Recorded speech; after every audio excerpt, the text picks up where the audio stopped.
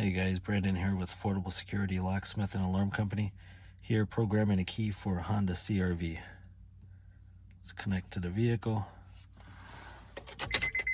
Switch ignition on. Okay. Program keys. We're doing 2 keys. Switch ignition off. Switch ignition on with the same key.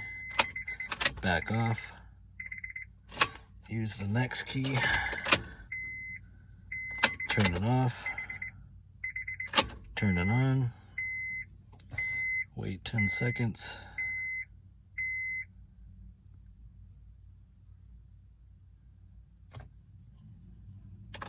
Turn it off.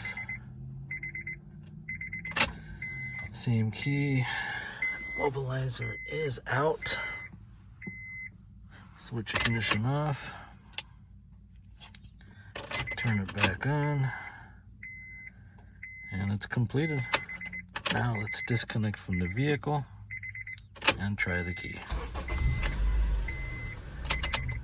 And it works. If you guys need that service today for Hondas key making in Yuma, Arizona, give us a call 928-580-2775 or reach us online at 580-2775.com. See you in the next video.